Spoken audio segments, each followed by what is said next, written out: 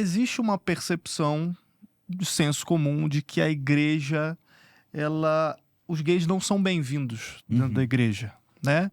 E você falou que você teve o seu processo ali de conversão, você entrou dentro de uma igreja, que você viu uma cantoria bonita lá. Queria que você falasse um pouquinho a respeito dessa percepção de que os gays não são acolhidos, não são bem-vindos dentro da igreja, se você está dentro da igreja. Na verdade, pode falar. Não, eu ia até fazer um complemento. Às vezes não é a igreja como instituição, mas às vezes tem um grupinho de pessoas, sabe? Sempre tem gente ruim em todo lugar. Sim, A igreja não claro, escapa, né? Claro. Agora, por incrível que pareça, eu nunca… Na verdade, nem quando eu estava nas práticas homossexuais, eu sofri preconceito, assim. Eu acho que muito isso é de quem não tem… Quem não eu sempre me amei muito, mas hoje eu me amo mais. Porque eu sei que Jesus me ama, então que se lasque se vocês não gostam de mim. Eu penso sempre… Vão ter que me engolir. Jesus me ama, então, meu irmão, lascou. Quando eu vim pra igreja, eu achava que eu seria excluído. Mas existia um negócio que eu tinha experimentado. Olha que coisa incrível. Eu cheguei na igreja católica, mas mesmo assim fiquei com dúvida, porque a minha formação era Assembleia de Deus.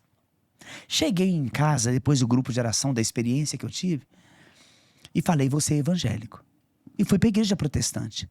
Lá dentro o pastor me ajudou a ser católico sem saber. Ele fez uma pregação contra Maria.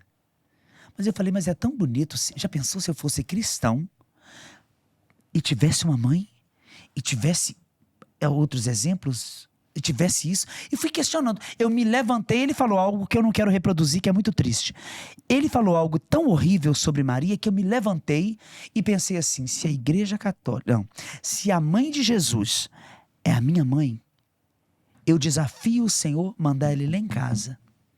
Eu fiz isso em pensamento, porque na minha cabeça, vai que o capeta escuta, né? E fui embora. Quando eu chego em casa, me paralisei dentro do meu quarto, eu não conseguia mexer. E eu tive uma visualização de uma mulher, da cor do seu cabelo, assim. Ela tinha cabelo da cor dos seus olhos. E dizia pra mim, há quanto tempo eu esperei por este momento. Mas só hoje você pediu permissão pro meu filho para eu entrar na sua casa. Busque meu filho na Eucaristia. Eu não sabia o que era Eucaristia. A única coisa que eu me recordo, não vou chorar, que eu me recordo é que eu jogava a mamona na vidro da igreja e um dia ele quebrou.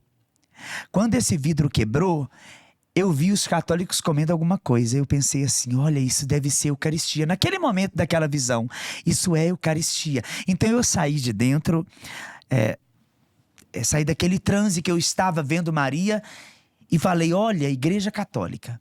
Mas eu não sabia como que seria isso. Quando eu cheguei da igreja protestante, que eu tive essa visão no meu quarto. Então saí correndo, vou para casa de uma mulher que passava na porta da minha casa com um terço na mão, que eu achava que era uma corrente, que era uma corda cheia de bolinha. Então vou na casa dela, que ela passa com a Bíblia debaixo da mão, debaixo do braço, deve ser católica. Chego na casa dela e falo com ela assim, Nete, minha filha, você tá boa? Olha, mãe de vocês foi lá em casa. Eu preciso muito que vocês me ensinem sobre ela. Então ela me deu uma caixa com mais de 250 fitas do Padre Léo. Eu nem sabia que existia Canção Nova, que existia essas coisas na igreja. Então eu peguei aquelas caixas e fui ouvindo. Cada pregação para mim foi uma loucura. E aí, eu ouvindo aquela pregação, que foi maravilhosa, e falei, não, vou ser católico. E entrei para a igreja católica. Quando eu chego na igreja, eles começam a me informar. Era grupo de oração, era meio desequilibrado, mas eu acho que a minha vida era desequilibrada. Eu precisava tomar um choque espiritual para poder ficar até hoje como tô. Pode segurar ali. Pra me segurar, eu precisei daquele fogo todo, né? Lembra daquela cananeia que gritava e tal? Tem gente que não entende quando a gente chega gritando. É porque não sabe a real circunstância na qual eu me encontrei ali. Eu precisava gritar. Tudo que você Eu passou. estava precisando de socorro. E aí, fui para um congresso. Logo em seguida, fui para um congresso. Chego nesse congresso, a coordenadora daquela época. É uma pessoa maravilhosa hoje. Amo demais. Mas ela disse uma coisa que me esfriou naquele momento. Homossexual vai pro inferno. Eu falei, agora lascou. O mundo não me quer. A igreja protestante não vai me aceitar.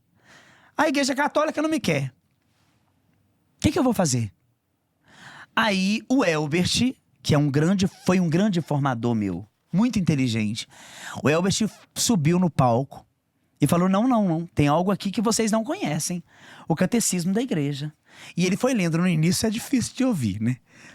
Os homossexuais que chegam na igreja ouvir, o iniciozinho daquela leitura é muito dolorosa. Mas quando chega, evitar-se para com eles qualquer sinal de preconceito.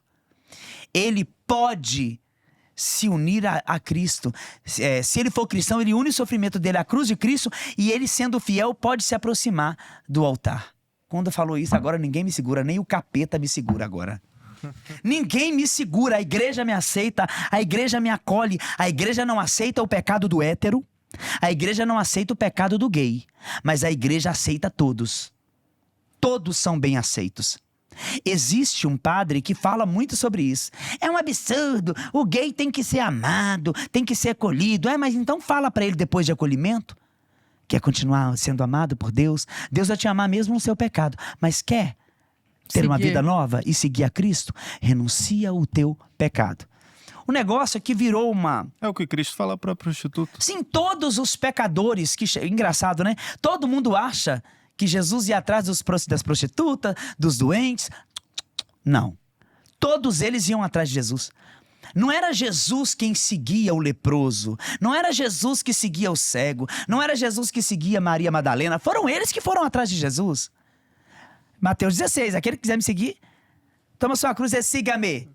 Eu vou à frente. Se você quiser, você vem atrás. Só uma correção, não era prostituta, não, era adúltera. Adúltera.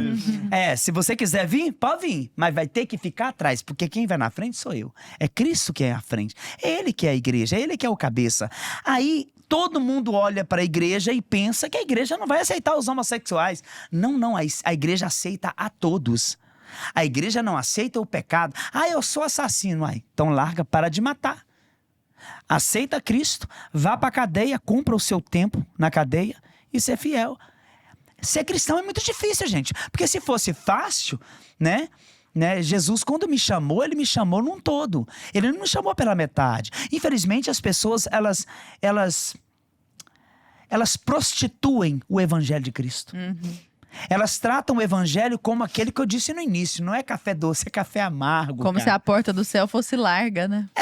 Não é. Você vai ter que renunciar. Vou eu pregar numa cidade de Minas. Nunca mais eles me chamam para pregar lá. Vou eu pregar. Gente, na internet eu sou um tipo de gente. Às vezes eu sou até mais duro. Mas quando eu tô pregando, quando eu tô anunciando, eu não sou daquele jeito ali. O público gosta daquilo, então eu vou falar aquilo que eles querem. E às vezes nem sempre é aquilo que eles gostam, tá?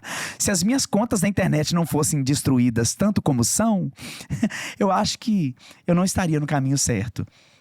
Mas eu posso estar amenizando a voz. Eu preciso aprender. Mas eu vou aprender com... tudo isso muito novo para mim. E aí, chego eu para pregar o evangelho lá. Para dar meu testemunho. Para que me chama para dar meu testemunho? Sabendo como ele é. A pessoa que estava animando, a igreja lotada, é casada com a menina que estava sentada escutando. Eu não sabia disso não, gente. Eu desci o maio, preguei mesmo. Renuncia ao pecado e a igreja ia à loucura. Aleluia! Falei assim, daqui a pouco o povo roda, né? Parece igreja protestante. Mas não é por aí. O que acontece? Eu preguei aquilo que o evangelho aquilo que está escrito na Bíblia, aquilo que a igreja me ensinou. Aí, no final, a mulher falou assim, me desculpe, é porque minha filha está agarrada com a igreja. Se eu peço ela para minha filha, essa filha nunca esteve agarrada com a igreja. Quando você agarra alguma coisa, você não tem espaço para agarrar outra coisa. Ela precisa deixar de agarrar esta vida e agarrar o evangelho, agarrar a igreja. Ela agarrada à igreja? Não é. Quem se agarra à igreja não tem tempo para abraçar outras coisas. Então, é isso. A igreja aceita todos. Mas e todos aceitam as condições da igreja?